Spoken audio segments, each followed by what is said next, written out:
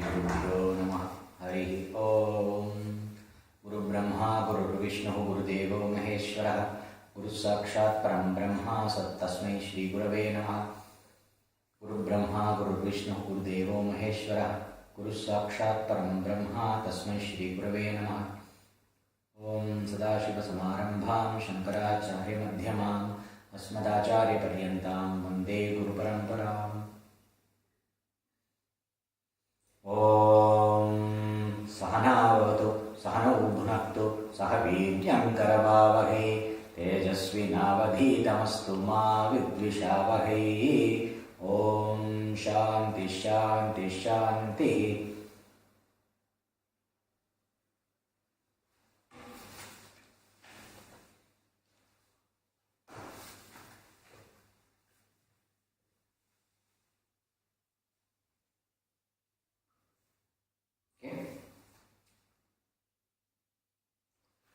We will continue the Viveka Chudamani where we left last time. It is around the verse 265, somewhere there, where he is talking about meditating on the self.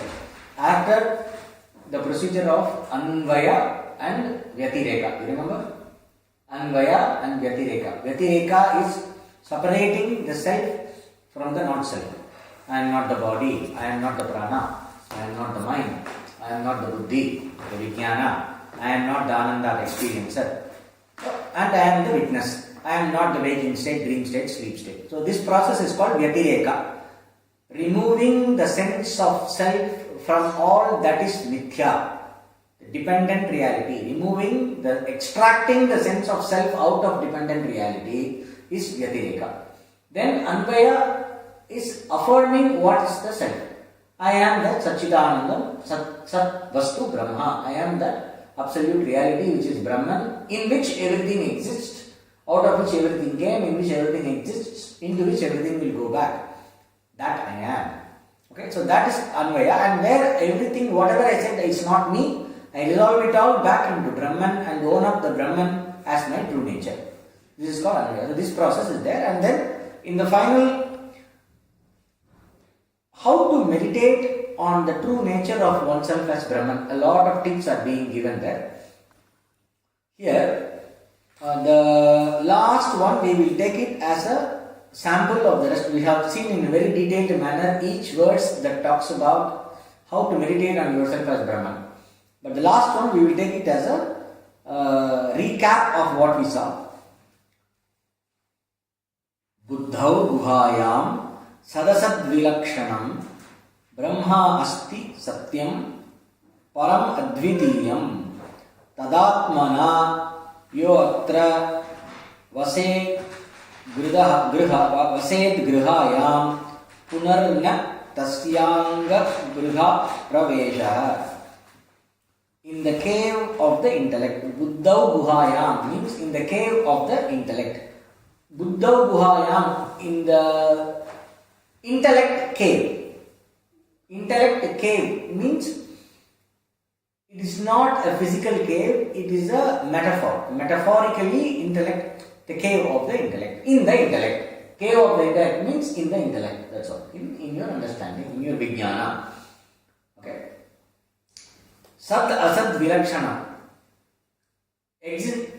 As there is that truth which is neither the manifest nor the unmanifest. Sat asat vilakshanam means here it does not mean absolute and relative. Generally what we say sat and asat is usually used as sat is that which is not dependent on anything for its own existence. Sat means that on which everything is dependent, but that is not dependent on anything. That is sat. Asat means that which is dependent on something else for its existence. That which is not truly there but appears to be there. This is the usual meaning. But here, in the commentary, on Shankaracharia, Sri Shankaracharia, his commentary, he says, Sat Asat Vilakshanam here means neither gross nor subtle. Sat Asat Vilakshanam means that which exists and that which does not exist, means that which is not concrete, that which is concrete and not concrete.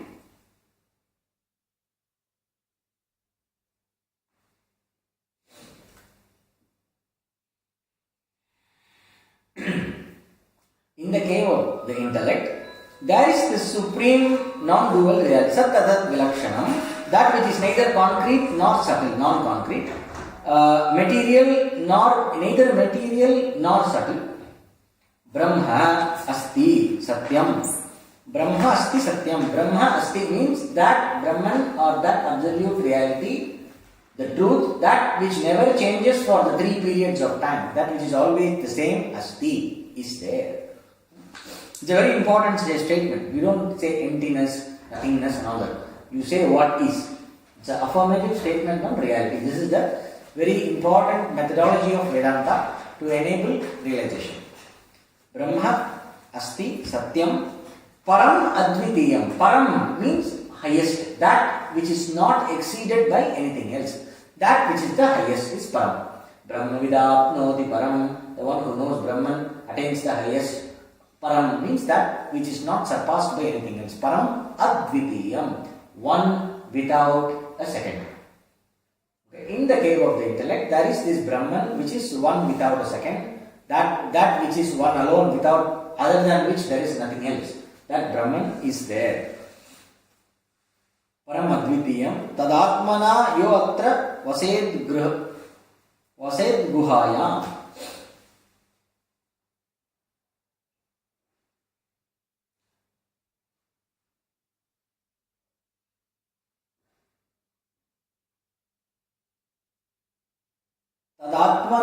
Tad Atmana Yoatra Vased Guhayam. The person who lives in the intellect, in that cave of the intellect, realizing that Supreme Brahman to be oneself. Okay, that a person who realizes that Supreme Truth which is there in the intellect. No? In the cave of the intellect, there is the Supreme Being, the Brahman. That person who lives in the cave as Brahman. That person who lives in the intellect as Brahman, such a person does not come back into the house, into this physical house again. That means he does not get embodied again. He or she will not be born again. That is the point. That means the person attains moksha, the nirvana. He will not be born again. So here it says, what is the phalam? What is the result of realizing one's true nature as Brahman? A very few important points are given here. We have two things. The process of self-realization. What is self-realization? Self-realization is understanding oneself as Brahman. Very clearly understanding oneself as Brahman. A normal person thinks, a so-called normal person thinks, I am the body, I am so and so, I am such and such a identity, I look beautiful, I look ugly, I look short, tall, whatever, I am rich, I am poor. So all these ideas that a person has about oneself are nothing but different characteristics of the body and the mind, which is nothing but the package. The diamond which is inside the package is thinking that I am the package. So all the qualities, one diamond was packed very nicely, another diamond was packed very badly. But both are diamond.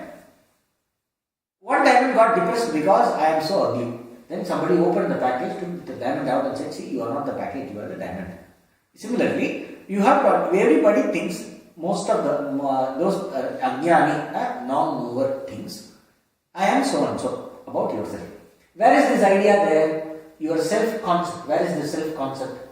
In the buddhi, in the vijnana, in the intellect. Who are you? Is it, I am, let's say somebody asks me, who are you? I am Yogeshvar. So I am Yogeshvar. What are you? Where are you living? I am living in Urban Ashram. So I say some details about me. So this idea about me, which I come out with spontaneously, so spontaneously, if somebody is talking somewhere and they mention your name, immediately you have a feeling, they are talking about me. So where that feeling comes, that is the cave of the intellect. Okay. The place where you feel I am, and you have a very residual, deep-seated feeling about yourself as so and so. That is the cave of the intellect. There you have to live as Brahman. Means what? The self-concept has to be cleared of all the ideas that are superimposed on the sense of self.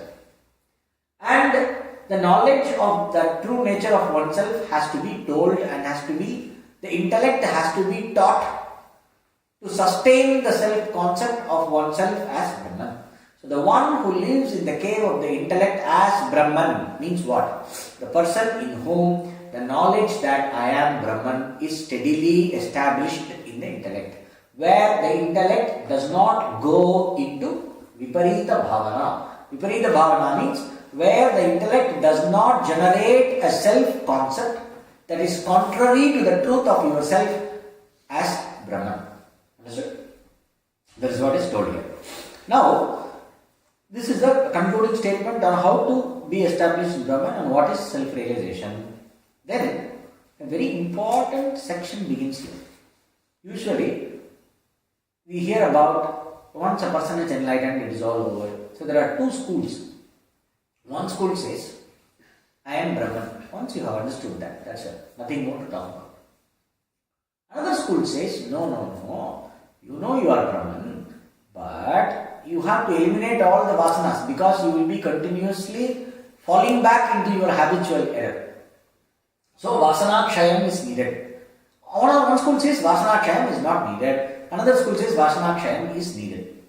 Swami Dayananda Saraswati belongs to the school which says vasana kshayam is not needed. Yoga Vasishta and other very classical schools, they say vasana kshayam is needed. So these are the two main approaches about the statements on a person after enlightenment. So after enlightenment, how to go about? What is it? What is to be sustained after enlightenment? Even those people who say destruction of vasanas is not required, even they say you need to establish in Nishtha. They talk about Jnana Nishtha, to be established in the knowledge and being free from habitual error. So both of them are talking about the same thing in two different languages. So the dispute between these two schools of Shankara Advaita is not in how a person should behave and be, but it is in explaining it, conceptually presenting the life after enlightenment. You should try for vasana kshayam. Means what? If I say that I have to eliminate my vasanas means different subtle tendencies and programmings and habit patterns. I have to eliminate my vasanas. That means what? I consider myself to be affected by vasanas. Correct? So only when I consider myself to be affected by vasanas, I will say I have to eliminate the vasanas. But I am Brahman. If I am Brahman, how can Brahman be affected by vasanas? So to consider that I have to eliminate the vasana means I am attributing doership and enjoyership for myself. I am considering myself to be an individual. Only when I consider myself as an individual and not as Brahman, I will attempt for removing the vasanas. So many people are there with so many vasanas. How does it matter if this head has vasana or not? Why am I identifying with the owner of this head? If I think I am the owner of this head, I want this head to be free of vasanas. So you should not talk about I will remove my vasanas. You should say I am Brahman, that's all. Shut up. This is one way of explaining. But in the context of teaching, what do they mean by this removing of vasanas? So this discussion on the life after enlightenment is very, very important. We will go through it. We will see what Acharya says. He is giving the logic now. ज्ञाते वस्तुन्यपि बलवती वासना अनादिरेशा कर्ता भोक्ताप्यहमिति दृढ़ा या अस्य संसार हेतुः प्रत्यग्दृष्टया आत्मनि निवसता सापनेया प्रयत्नान् मुक्तितं प्राहुस्तदिह मुनयो वासनातानवम यद. Even when the truth is known, there remains powerful, beginningless, deep-seated impression that one is the doer and the enjoyer, which is the cause of samsara. Samsara here is translated as rebirth. Samsara means which is the cause of becoming. Okay, you have to translate it as becoming. That impression has to be carefully removed by living in an inward state of steady knowledge, commitment to the knowledge of the self. So here the translation is steady identification with the self. It's not identification with the self. The word used is, even after you have the knowledge, there is this very strong, deep-seated tendency of considering oneself to be the enjoyer and the doer, to be the subject of experience. Consider oneself as the experiencer, and we tend to consider ourselves as the doer. I did this, I did that, I got affected by this. This kind of tendency, which is basically identification with the body and mind. Generating the habit of generating the self-concept based on body-mind. This is what is being told here. That is the samsara hetu, the reason for samsara. That which sustains the process of becoming, that movement towards future. Self-definition that is constantly moving towards a future moment. That effort, that struggle, that is samsara. That is the reason for samsara. So how to solve that? Because this tendency is there, one should habituate oneself to pratyaka drishti. Pratyaka drishti, drishtya atmani nivasata. Sa apaneya prayatnada muktim prahu. Tat iha munaya vasana dharma. So, the word used is pratyaka drishtaya atmani nivasata, means being, living in the self. Nivasata means living in the self through inward vision. Pratyaka drishti. Okay, pratyaka means paranga pratyaka. Paranga means outward, pratyaka means inward. Pratyaka drishtaya means with inward vision. That means what? Inward vision means, here it does not mean you look inside, strain your eyes inside, look inside the body, or you look like this, look like this. These are all aids. There are yogic techniques where you do like this, called Shambhavi Mudra. So there is a yogic school which will tell you Pratyaka Drishti means the self is here like a light. And then you have to look like this and stay like this. So after you understand you are the self, you see, go and sit in a place and become like this.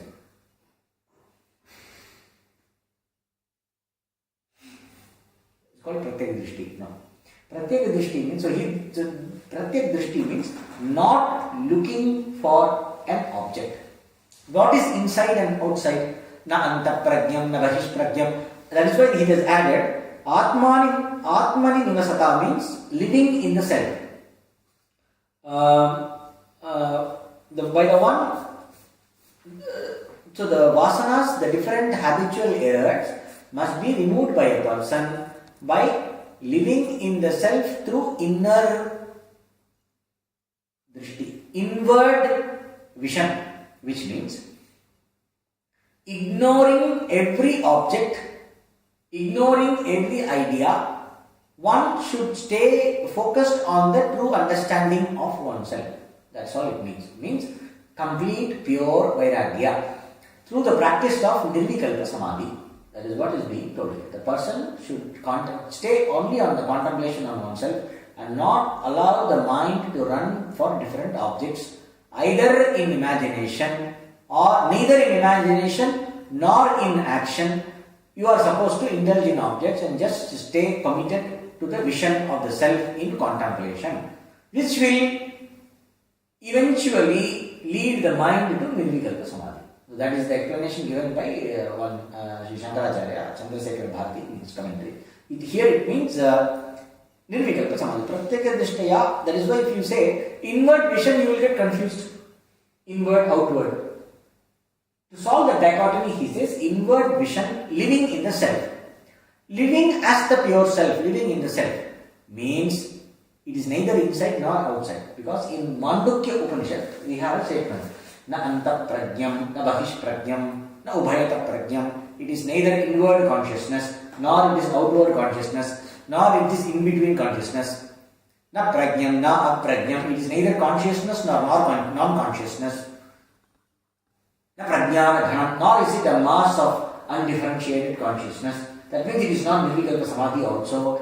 This is only a treatment for the mind.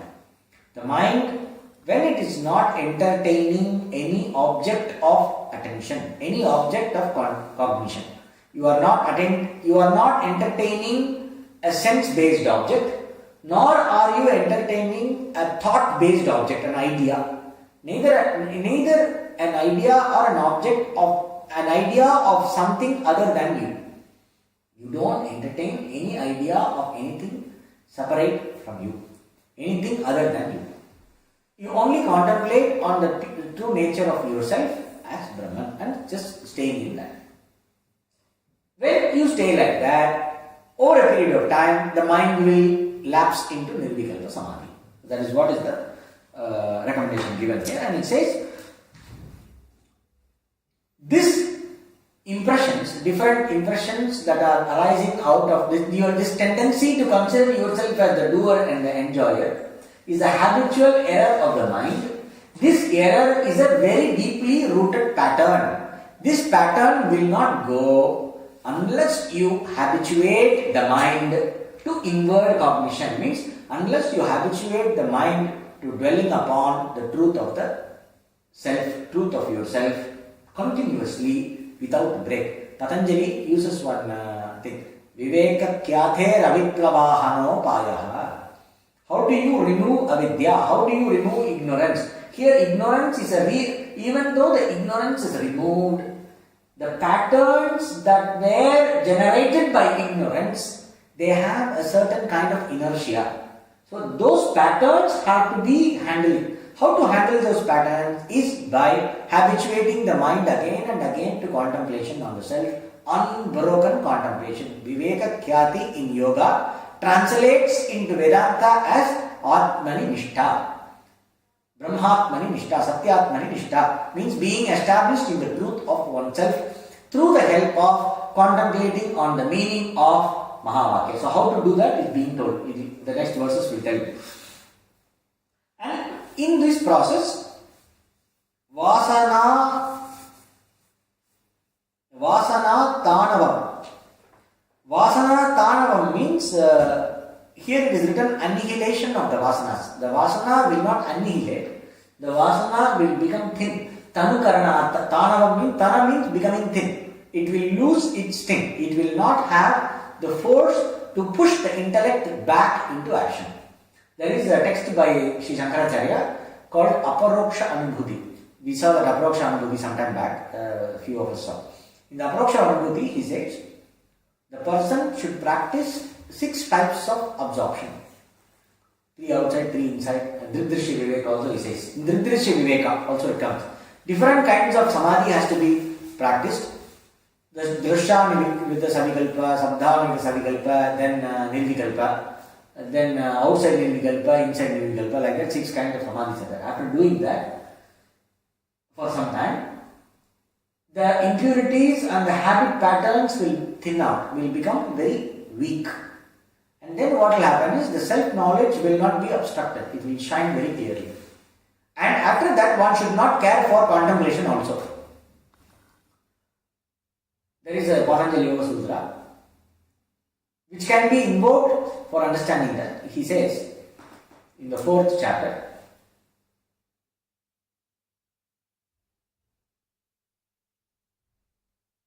Prasankhyane api akusidasya sarvata viveka kyate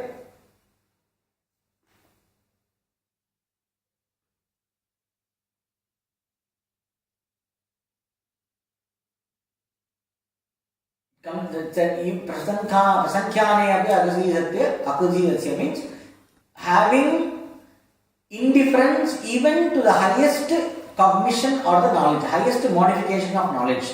That is not contemplating on your, not getting attached to the contemplation also. That Dharmamega Samadhi, Sarvada Viveka Khyate Dharmamega Samadhi. He says that the person's mind is tuned to the Dharma and it is Dharmamega Samadhi, means it is a certain kind of a Samadhi where the person is completely, spontaneously in tune with the totality.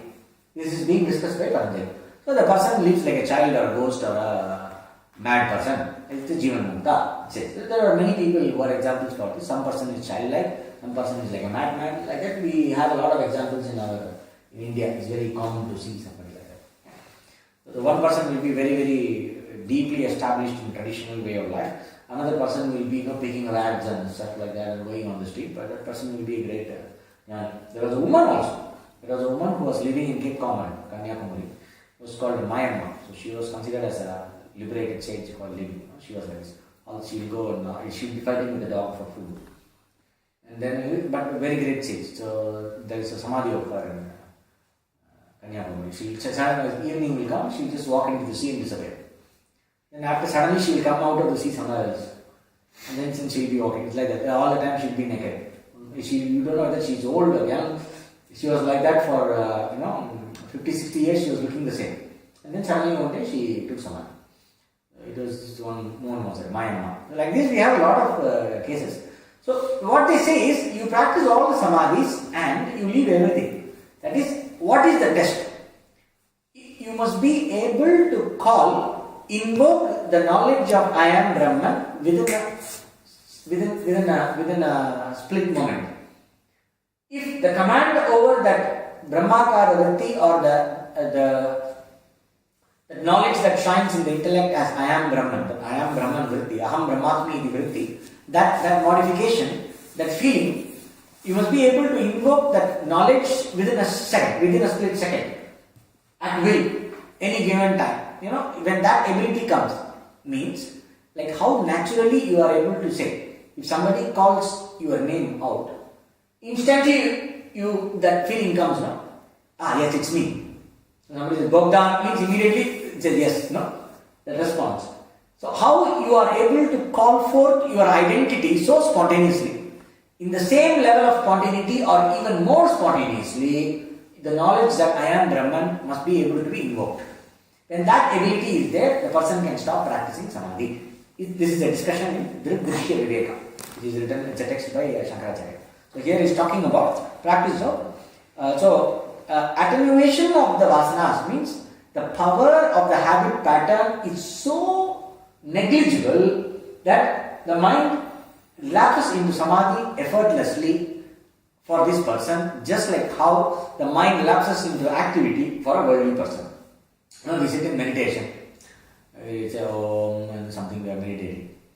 Then suddenly it's and then Om. Within a few seconds the mind is somewhere else. So effortlessly the mind is running towards object, which means the vasanas are strong. Like that, so effortlessly the mind will stay in Brahman. Somebody has to, a group of people have to come and shake you up to even say for that. So that is the level of absorption you should have. That means the vasanas are very thin. The annihilation of these impressions is wrong translation. It's just to be taken as the thinning down or the weakening of these vasanas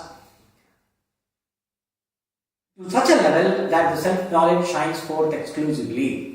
This stage of the mind is called as this level of abidance in the knowledge, this level of being established in the truth of oneself, this level of depth and this level of establishment of the truth in the mind is called as liberation, mukti, by the sages. That is the translation. Then the next one. Aham mame iti yo bhavo davan atmani adhyaso ayam nirastavyo vidusha swatmanisthaya. The notion of me and mine exists in the body. Aham mama iti yah bhavaha. The feeling that I and mine, aham means I, mama means mine, my body. This is me, my body, we say.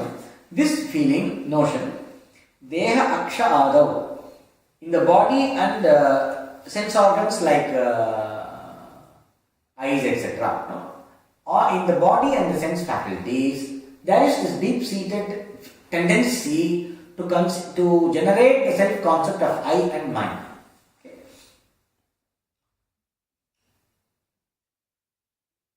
Atmani adhyasa ayam niratavya should be ended. So this tendency to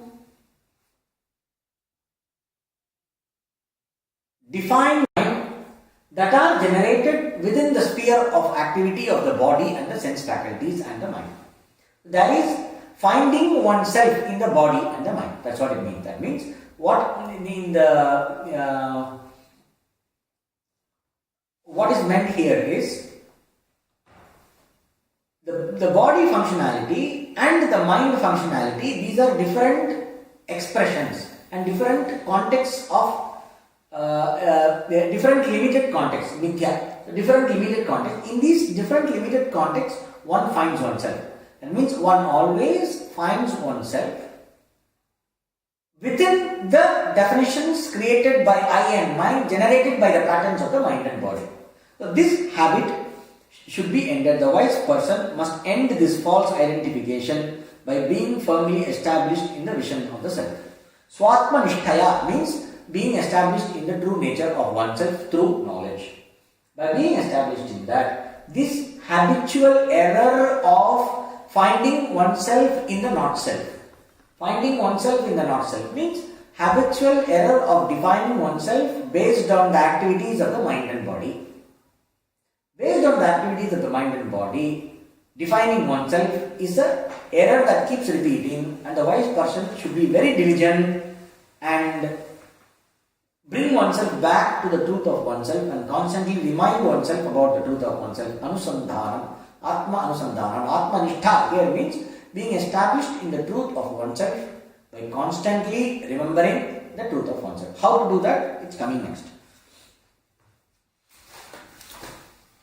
Realizing your true self as the witness of the intellect and its modifications, and ever maintaining the thought I am that, conquer your identification with the non-self. So how will you establish yourself in the true knowledge of yourself and de-habituate this tendency of the buddhi to create self-definition based on the activities of the mind and body? How to de-addict your buddhi?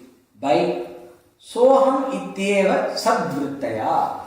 By the sadvrittaya means the vritti, the thought that has the truth for its object. The thought that has the truth for its object. Sadvritti means it is not the truth as a vritti. It means the vritti, the modification of the mind that has as its content the truth of the self. Sadvrittaya. By the power of the thought pattern that contains within itself the truth of oneself. Soham, what is that thought pattern? Soham, I am that. Soham, hamsa, hamsa, soham, we say no. In Bhastrika Pranayama, we say soham, hamsa, we say no. It is a very popularly used mantra. So, soham means I am that. There is another one, sokam, shokam. That is not shokam. Shokam means sorrow. The opposite of soham is shokam. Soham is opposite of shokam. So don't confuse both. Soham means saha aham. He is me. I am that. That is me. Soham means that is me, that Brahman I am. When you say soham, the knowledge of I am Brahman, the whole Vedanta will come as one capsule of that self-knowledge, and that feeling about oneself as Brahman should come.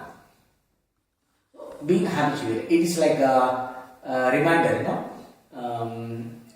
For example, you have a big concept. In corporate training, they do this. I also used to do this. What I'll do is, I'll explain one big concept. And then there will be a small ritual and a symbol. We have this symbol. The symbol is very powerful, right? So what they will have a huge concept in the corporate, like let us say there is a big training on quality control. There is a lot of procedures for quality control.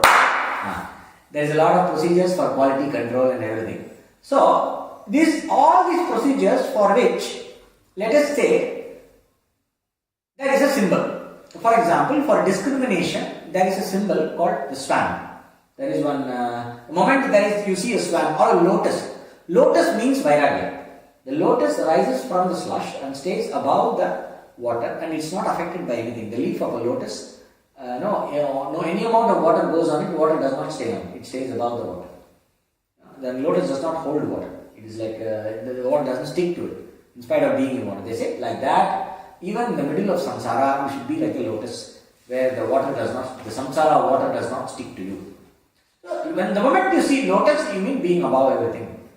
Freedom, vairagya. So it's a symbol. So like that, in corporate training, you can give a symbol. So the moment you see the symbol, the whole concept kicks in.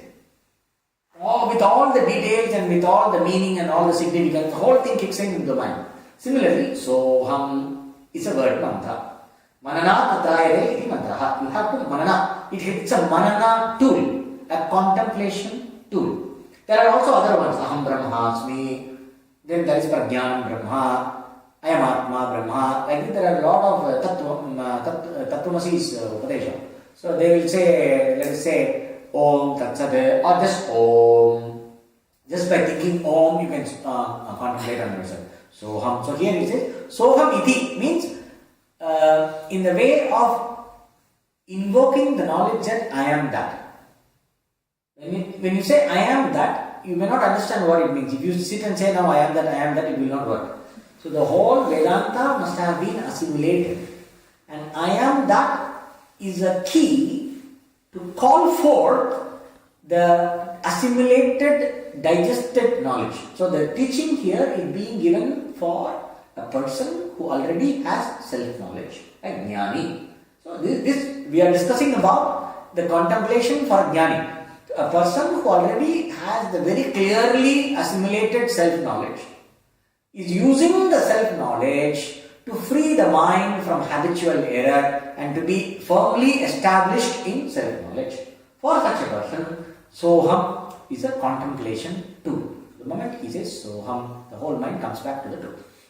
So the person should never lose touch with the Soham Bhavana. Soham Bhava means the feeling of I am that is generated by the power of the knowledge that has taken place as a result of the teaching. Then, using the Soham Bhavana, Soham and this knowledge of I am that, one should be firmly established in the self and end this habitual superimposition. Jnatva pratyagaatmanam buddhi tadvritti sakshinam sohamityeva sadvritya anatman yatmamatim gahi atmamatim jahi. Understand yourself as the witness, realizing your true nature as the witness of the buddhi and the intellect and its different modification, and ever maintaining the thought I am that, conquer your identification with the non-self. Feeling oneself, experiencing oneself as the witness is one thing.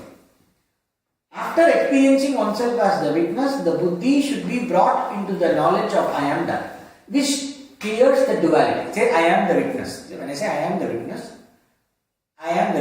and there is something that is witnessed. I am the witness of the mind. I am the witness of the thoughts. I am the witness of the ego. That means there are two things. The ego and the thoughts and the mind that is witnessed. The intellect and its modifications that are witnessed. And me, the Atma, who is the witness. That is not realization. That is Viveka. So this witnessing is a yogic process. This witnessing provides the platform for you to invoke the knowledge. Witnessing means Vyatireka, Soham. So after coming to the witnessing attitude of understanding oneself as the witness, this witness must be realized as the Brahman. Which means the mind, the modifications and everything is resolved into that. And that is understood as myself. There is nothing other than me. That is the point. So when you say I am that, that means there is nothing other than you. There is only you. The self alone is, there is nothing other than the self. That is the meaning here. That is why he says, so witnessing is a transition point. It is a transition to come to the point, to invoke the knowledge of self. See, you are busy doing something and then you think that I am doing this and you are anxious about the result. You think that you are going to be successful or not successful or whatever. Some habitual tendency comes. Somebody says, today class was very good. Then it's, oh, today class was good. Somebody says, today class was horrible. Then the feeling comes, oh, today class, oh, what happened? I did not do it properly. So immediately, did I do the class? Or am I the teacher? Or am I the one who is doing or enjoying? And this comment refers to me, or it refers to the mind and the body and the role of the teacher. And then there is this is witnessing. Then you understand that you are not the person. Then in this witnessing as the platform, I invoke After self-knowledge, I am that. Which swallows everything. And I alone am. After that, there is no discussion. That is the method. So, first the sense of self has to be extracted from the habitual error, the pattern, and the true nature of the self has to be owned up. Loka anuvartanam tyaktva dehanuvartanam shastranuvartanam tyaktva swadhyasapanayam kuru. Swadhyasa apanayam kuru. Lokanuvartanam tyaktva. Giving up your involvement in the different life situations and the affairs of the world. Give up involvement in the affairs of the world. Lokanuvartanam tyaktva. Dehanuvartanam tyaktva. Give up involvement in the affairs concerning the body. Preserving, eating at the proper time, eating proper food, and then with all the different decorating the body, taking care of the body. Don't do it too much. Tyaktva means give up preoccupation with the body. Give up preoccupation with the worldly things. This is a diluted translation. Here it means for a sage who is practicing Nirvikalpa Samadhi. So here it means don't worry even about survival. That's what it means. Okay? So we can take it as reduce your involvement and don't care about the world. You are not saving the world. Enlightened person must immediately think of saving the world. All that. So don't worry about all that. You are not here to bother about the world. Don't bother about the world. Don't bother about your body. And then don't bother about Shastra. Don't get obsessed with scriptural details and rules and regulations. The three vasanas are there. Loka vasana, Deha vasana, Loka vasana, Shastra vasana. So here the topic is vasana kshayam or the vasana tanukaranam. Vasana tanukaranam means bringing down or weakening the different habitual tendencies. The different habitual tendencies come under three categories. One is pertaining to the affairs of the world, my society, my family. Of course, for the sannyasi there is no family. Then you will say my lineage, my ashram, or my this, my that, and or this country, this world, this society, all the poor people who are suffering. So many things. So this is all Loka Vasana. Deha Vasana. Oh my God, I got hurt, or what will happen tomorrow if I don't get food? All this botheration about security and comfort, which is based on the body. Deha Vasana. And then Shastra Vasana. Shastra Vasana means, here there are some examples which are given. Once you have realized the true nature of the self, don't worry about any more scriptural study about anything else. There are different interpretations for this, which means don't worry about the scriptures concerning the explanation of Brahman also. Brahman or the self. Just stay. Don't go into logical debates and all these different arguments about Brahman, about this school, that school. Don't worry about that also. Is one interpretation. Another interpretation is encourage or be involved only in that scriptural part which deals with self-knowledge and get rid of karma kanda, get rid of the ritualistic portion of the scripture. Here it means a life of a mendicant, where you are not bothered about the religious scriptures which are talking about a ritualistic religious life. Here karma kanda. So don't worry about the ritualistic religious life and the scriptures concerning that. Don't go into that kind of study. May you be devoted only to the study that is concerning knowledge of the self. Whatever helps you to stay absorbed in the self-knowledge, do only that. That is one interpretation. So, three vasanas are there. For example, a person who comes to this Vedanta is usually a scholar, very well read and highly educated and goes through all this Vedic study and everything. So, that person will have this holy indulgence. There are these holy indulgences. Let us say, suppose I am a smoking addict. Smoking is a taboo, is a bad habit. No smoke addict is proud of being a smoke addict. So it's very easy to leave that. That is, it's very easy to decide to leave that. Suppose I am very pure energy, I maintain ritualistic purity. This is my problem.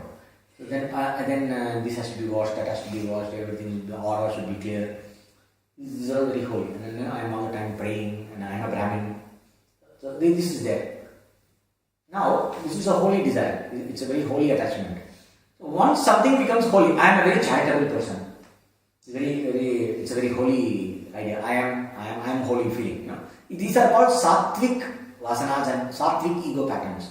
So these sattvic vasanas are very difficult to recognize as a problem. When you may be in a golden cage, and you may be very busy admiring the gold and not realize that you are in a cage. So here is Shastra Vasana, it's a golden cage.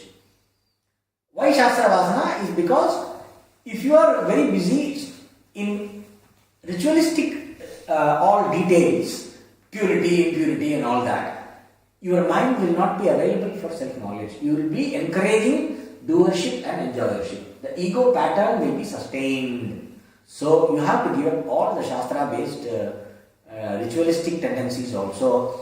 Give up ideas of purity and impurity, right and wrong and everything. Just devote yourself only to contemplation on the truth of the self. Don't worry about anything else. That is that thing. This advice is not for you and me. This advice is for a person who is already a renunciate, already has very clear self-knowledge and is advised to take into a life of renunciation combined with complete contemplation to absorb the mind all the time in samadhi. This is advice for that person. So why we are discussing it here? It is to have a vision. What are they talking about? Then you may say, because it's very easily when it comes to following some rules and regulations, we hesitate a lot. But when the scripture gives you an advice to give up something, instantly we take it up regarding the religious and the spiritual practices. See, scripture tells you that once you know you are a Brahman, you are not supposed to do any rituals. So don't ask me to do japa, don't ask me to do yoga. I will do whatever, I should live, he lives as he pleases, it is that they'll quote. The enlightened person lives as he pleases. I live as me, I'll smoke, I'll drink, I'll do whatever, I'll fool around and I'll not bother about anything. I can smoke weed. In Hindi there is a word called mastram. Mastram means like he is, chilling out in himself. Vatmanye vatmana pushtaha. It's called mastram. So you go to Rishikesh and Himalayas, you will see a lot of mastram with hookah. With marijuana, they will be sitting and Vatmanye vatmana pushtaha. So that is not meant here. So here it is talking about a person who is having some conflict in leaving the Shastra. He is already very established, he is already renunciate, he does not have any attachments and other problems. After getting rid of Lokavasana, that is, after getting rid of the freeing yourself from the preoccupations and the affairs of the world, after freeing yourself from the preoccupations with the body, then you free yourself from the preoccupations with the scripture. Lokavasana, Dehavasana, then only Shastravasana. So, we in our supreme Vairagya, which is available readily for laziness, what we will do? First Shastravasana, get rid of Shastra. And then Loka Dekha is not there anyway, I am Brahman. That is not being talked about here. So, here it is not for the practitioner, here it is for the Jnani. Why we are talking is, there is a provision in the Shastra. If you are qualified and if you are at the right level, you are given complete freedom to just be in the truth and give up everything else. Which also points that all the scriptures and teaching and everything is there for your liberation. It is not there for you to obey some big boss up there. Why the Shastra is being very highly insisted in the beginning, and later it is pointed out as a problem. In the beginning we say Shastra, Pramana Buddhi, don't think you are not Pramana, Shastra is Pramana, do only what the scripture says, scripture. And then you may say, give up the scripture. Don't worry about scripture. Don't get preoccupied with scriptural details. Just be in the self.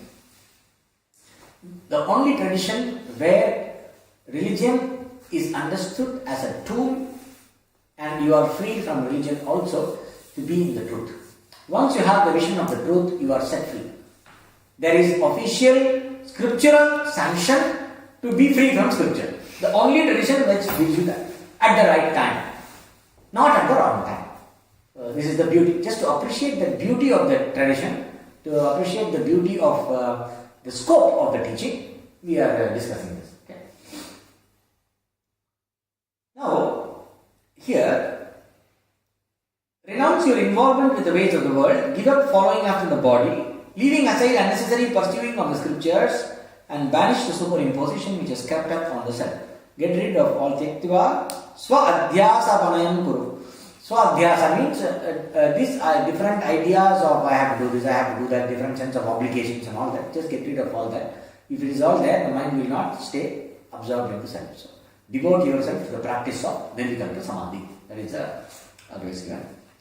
Loka vasanaya jantoho shastra vasanaya picha deha vasanaya jnanam yathavanaiva jayate.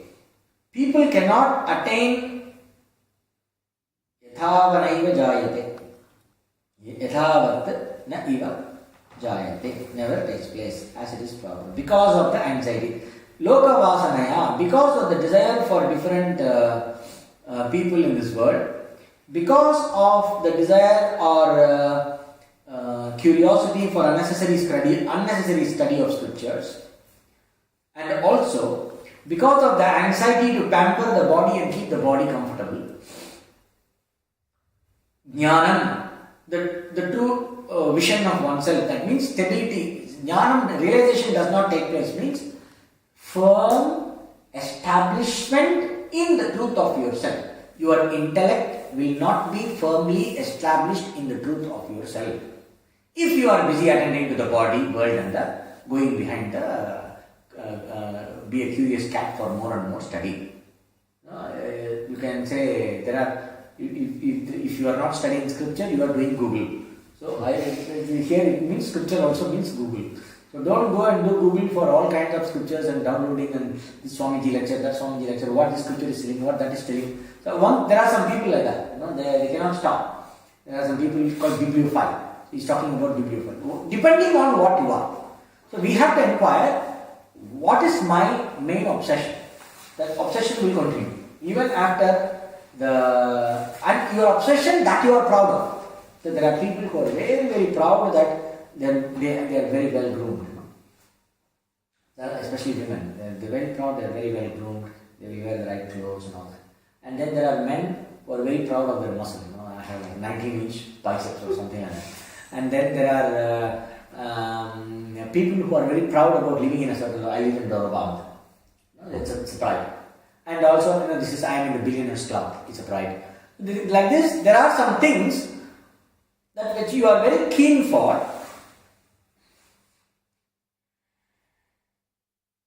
That which you are very keen for and you are very proud about. That will continue after realization because you have given a lot of value to it. You will not question that. So only for that, the person will be having a tendency to indulge. So that has to be given up. Because it is to be understood as based on ignorance and the superimposition of oneself and creating ideas of I and mine. And because of that, that clinging is there. So that has to be given. So based on one's conditioning, the importance for deconditioning has to be, the deconditioning therapy has to be given. Samsarakara grihamokshanicho rajomayam padanibandha shuklam vadanti tajñāha patuvasanatrayam yo asmad vimuttaha samupayiti muktim. The wise person, having spoken of the three kinds of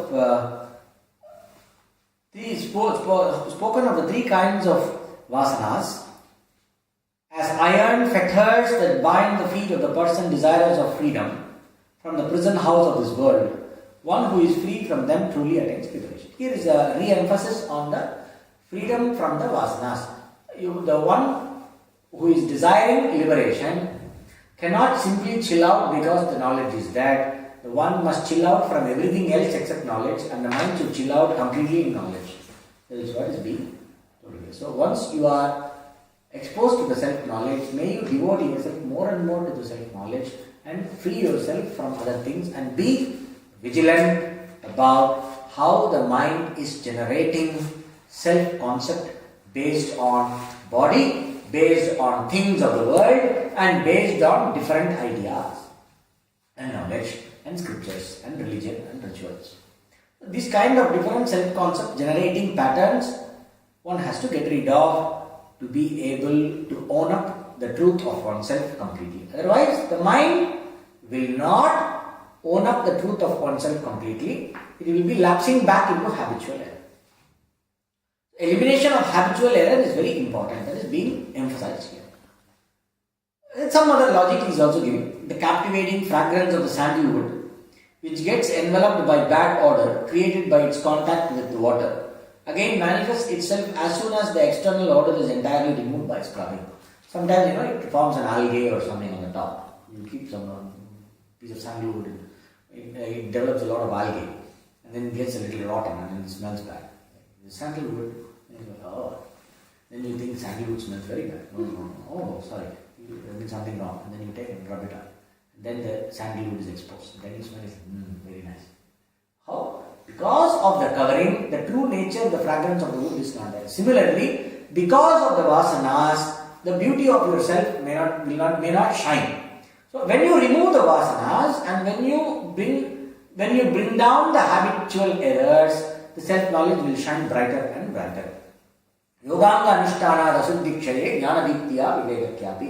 By the practice of the different limbs of yoga, the impurities of the mind are removed and the knowledge shines brighter. The lamp of knowledge shines brighter. That is the Yoga Sutra, which can be extended to suit our purpose. So what is being told here is yoga. This is a process of being established in the yoga of knowledge, being established in the knowledge, bringing back the intellect again and again to the truth of oneself, and not allowing the intellect to slip into a habitual tendency. This is considered as essential for the experience of liberation while you are alive. To experience Jivan Mukti, this is needed. In the second verse in Viveka Chudamani, it talks about Jantunam narajanma durlabam tanah pumsam tato viprata tasmat vaidika marga parata vidvatmam asmat param.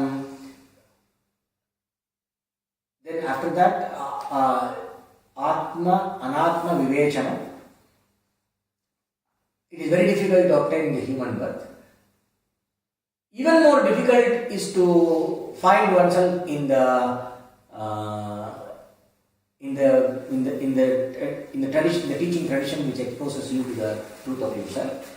Even after being exposed to the teaching, it is even more difficult and rare to find, to own up the meaning of the teaching and develop this viveka, develop this discrimination between the real and the unreal, and devote oneself to the pursuit of the true nature of oneself.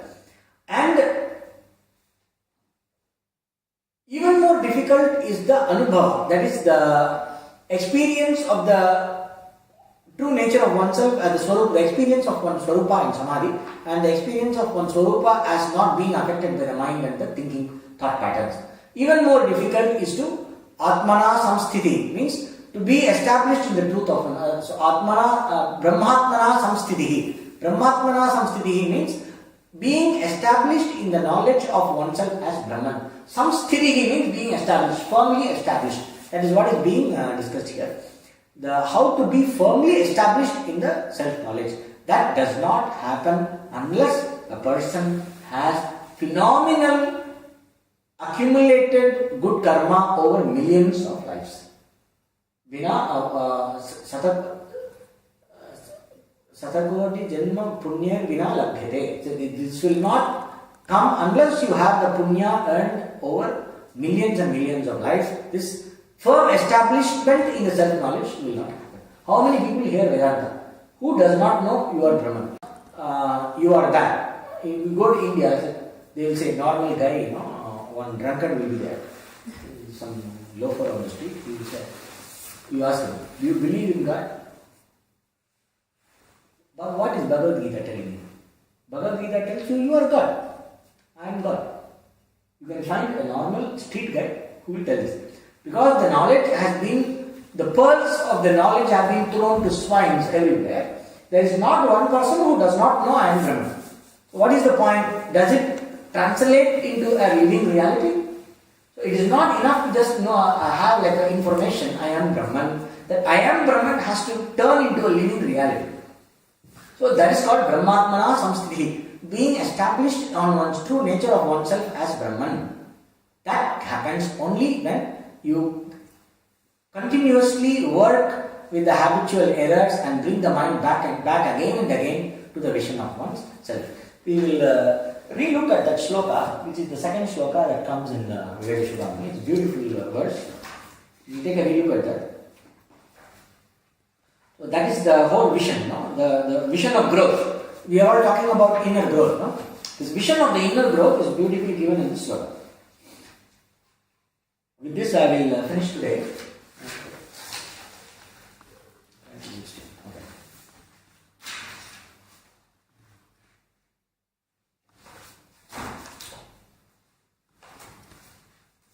The fragrance of the Supreme Self, like the fragrance of a red sandalwood, is covered by the dust of residual impressions, deeply ingrained in the mind, and is again clearly perceived when it is purified by continuous rubbing with the knowledge. It is that the effort of contemplation is being insisted here. It is not simply, okay, I am Brahman. No, the mind has to be continuously maintained in sattva, shuddha sattva, means pure sattvic nature of the mind. The buddhi has to be continuously maintained by contemplating, and the knowledge has to shine bright in the mind all the time.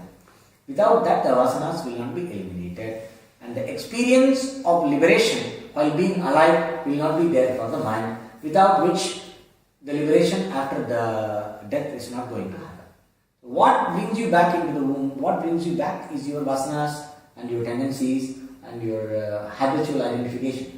So there are even discussions in the scripture about Jadabharata. So there was a great sage who was considered as an enlightened person. Okay. So we can only say a person is considered as enlightened. We can never certify enlightenment. I have told a lot of times. So there was a sage considered as enlightened. So in the last days when he was practicing contemplation, there was a deer which came that way in the forest. It gave birth to a baby deer and the mother died. So he was very busy taking care of this baby deer because he felt a lot of compassion for the deer, took care of the deer. Now how many people run, take care of street dogs, cats, rats. It's a very big hobby here to take care of dogs, and there's a lot of things to worry about, and then you add some more worries. You don't know what to do. Your family life does not work, then you have a dog. And you are emotionally down, you have a cat, and then you are busy pampering the cat. There are a lot of, especially women, who are very attached to dogs and cats more than people because they have a problem relating with people. They are fundamentally maladjusted people. They cannot take care of their normal human relationships. So they are more happy with dogs. Because dog will wag your tail once you throw your biscuit, and man will not do that. So it's very comfortable to be with the dog. Like this, they cultivate a lot of attachments. So this great sage was there with a lot of compassion, in spite of having a great sattvic mind. He got his compassion for this little deer. Over the process of taking care of the deer, he got very busy taking care of the deer, and he got attached to this deer. So the time for leaving his body came, and he was thinking, what will happen to the deer when I die? And he died. And the next birth, he was born as a deer. Because of his austerity, he remembered his past life, and then he offered himself to the hunter or whatever. And then after that, in the next Janma, he was born again as a yogi by birth. It's called Yoga Brashta Janma. Taking birth with the full merit of your previous austerities, fructifying right at birth. So he was called Jada Bharata. He was called Bharata Muni, and he was all the time in Samadhi, from childhood onwards. He was only in contemplation fully. So that life, he did not indulge in anything and you are completely devoted to contemplation, and they say in that life he attained mukti. So this is a very famous story. The rebirth of an enlightened person because he got habituated to taking care of a deer. And we have a lot of stories like this to illustrate the importance of being firmly established in knowledge and not take for granted the mind and the ability to get caught in situations. See, why may say, is it not very crude? Or you are very selfish, you want only your enlightenment, you don't want to save the world. The point is, if you think back on the teaching again, where is the world? Where is the world? There is world? It's only an appearance. We are projecting problem to the world. We are projecting ourselves as a savior of the world. The world does not need you. It's very simple as that. You are Mr. Buddha, the world doesn't need you. The world goes on in its own cycle. It is a dream that perpetuates itself. You can choose to be free or you can choose to be stuck. As simple as that. So, don't worry about the world, worry about your liberation, and once you are free, then you will have nothing to talk. Till the time all this yap about saving the world and being involved and all this, this is selfish, it's no issue, enlightenment of everybody. These are all speculations that arise out of ignorance. When a person talks about saving the world, that means the person does not have any kind of knowledge. Forget enlightenment, doesn't have even common sense. That means the person, even if a small analysis, you will see the world cannot be saved. The world goes on its own course. Nobody can save the world. 1,000 Buddhas cannot save the world. 1,000 Buddhas can create some nice harmony for some time. That sometimes can be a very long time. And again it will be back to the same nonsense. So don't waste your. There are innumerable jivas. How many characters can appear in your dream? Is there any limit? If you dream, how many characters can appear? So you are very busy, you woke up, oh my god, there was a character in the dream who was suffering. So I'll go back to sleep and take care of that person in the dream. As stupid as that is to worry about the world once you know what is the truth of self. So to continue on the same thing, this sloka what I am talking about. We'll go into that.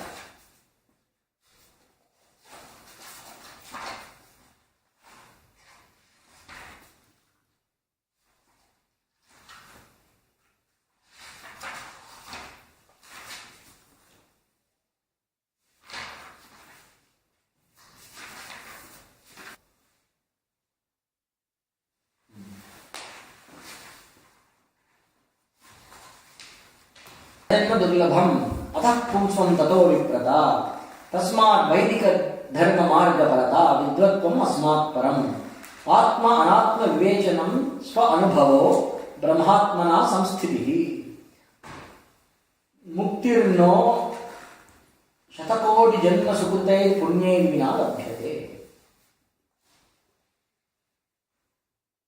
To those beings who take birth as a human being is very difficult to get. Having got this human birth, even more difficult is birth as a male. Okay, here it literally means male. What you can say, birth with a tendency or an ability to own up one's own destiny, self-responsibility. Here, ability to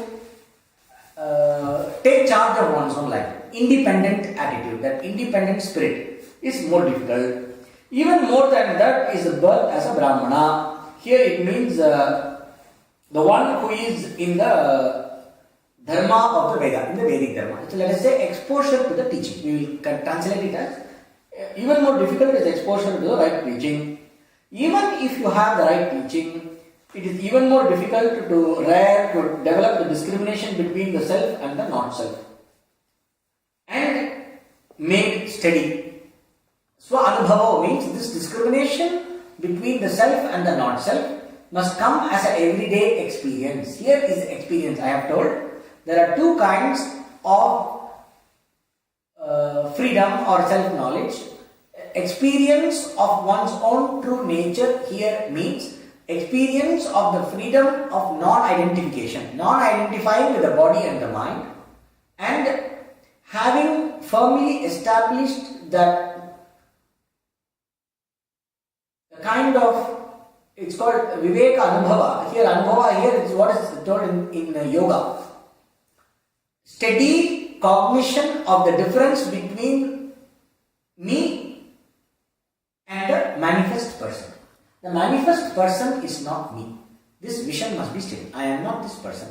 As much as you think you are so and so, the mind will shine with the knowledge of the separateness between the body, mind and you. This shining of this knowledge as an everyday reality is called Viveka. Okay, the steadiness of Viveka and one's own experience. All this, usually the Buddhist meditations, they help to develop this, which are nothing but yogic meditations. The whole process of Raja Yoga is to develop this firm experience of the separateness between the self and the non-self. Atmanatma vivechanam swanubhavo brahmatmana samstiti. Even more rare than this Viveka is to be firmly established in the truth of oneself as Brahman. This liberation, which is firm establishment of oneself as Brahman, does not occur unless the result of the crores and crores of lives virtue fructifies. Here in the commentary, Acharya says one thing. Why all this talk about dealing with the vasanas, dealing with the different tendencies of the mind, dehabituating the mind? Why are we talking about it? Not all those people who have been blessed with the self-knowledge. That's how we say. A person being blessed with self-knowledge. Not all of them have obtained self-knowledge after perfecting the qualifications for knowledge and study. The fourfold qualifications: Viveka, Vairagya, Mumukshutva, Shamadhi-Shakta Sampatti. Discrimination between the real and the unreal, becoming steady. Vairagya, complete disinterest in anything other than self-knowledge. Mumukshutva, very clear decision and very clear vision that nothing other than liberation is worth pursuing, and may I attain liberation. I want liberation. Let me be liberated. That firm resolve of liberating oneself from samsara is called mukshutva. Then accompanied by the various inner wealth. What is inner wealth? Inner wealth is a kind of level of mastery over your sense faculties, a kind of freedom from the pleasure principle, not being driven by pleasure and comfort, and a certain level of mastery over the thought process, not being too distracted and thinking in thousand lines, being driven to think on so many lines. An ability to bring back your mind when you find yourself distracted, to be able to bring back effortlessly, very easily. That is called Shama. Dhamma is to be able to have a restraint on your sense faculties of indulgence, basically. Uparama, to be able to free yourself from unnecessary preoccupations and commitments, aloneness. Titiksha, ability to endure pleasant and unpleasant experiences of life. Samadhana, settling down of the mind in the pursuit of self-knowledge and it must be almost impossible to be carried away by other temptations. Hey, why don't you do this mantra? You go to Rishikesh, one fellow will come. Why don't you do this? This special upasana is there. If you do this, you will get that, you will get this, you will get this power and all that. And the deity will come and talk to you. All kinds of things you will say.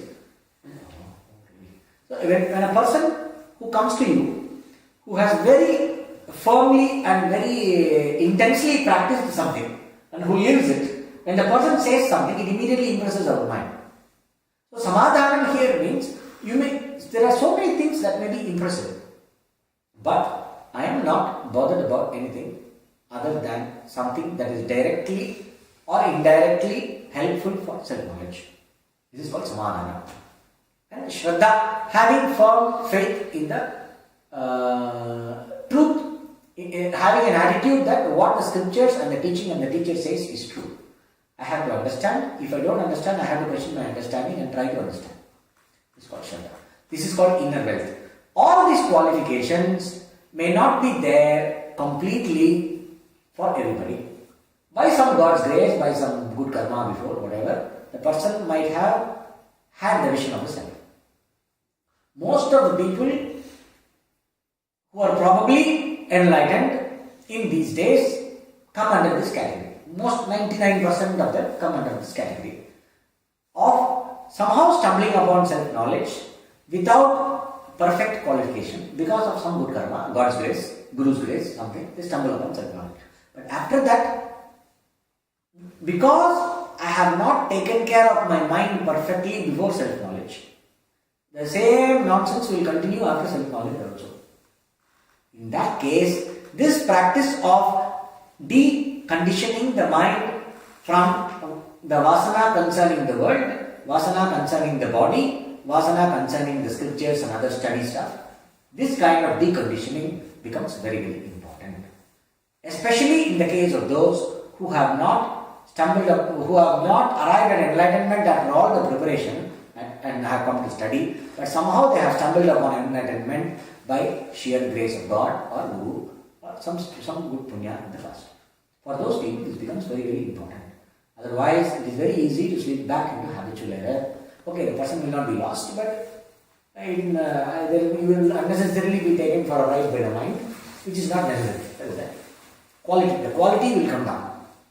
The quality of the ability of the knowledge to generate the experience of liberation will not be there. The mind will be sucked back again and again. So the vasana, treating the vasanas is very important in this kind of case, which is the case for most people these days, because the proper preparation of the mind has not happened. Karma is not okay, your religious life is not okay, parenting is not okay, schooling is not okay, society is not okay, food is not okay. What is okay? So, mind will not be okay. So you have to decondition. Diligently practice contemplation of the self after exposure to the self. Om Purnamada Purnamidam Purnat Purnamudachyate Purnasya Purnamadaya Purnamevavasishyate. Om Shanti Shanti Shanti. Sarve janaha sukhino bhavantu, loka samasta sukhino bhavantu. Om Sato ma sadgamaya, tamaso ma jyotirgamaya, mrityorma mritangamaya. Om Shanti Shanti Shanti. Om Tat Sat. Shri Gurubhyo Namah. Hari Om Tat Sat. Question?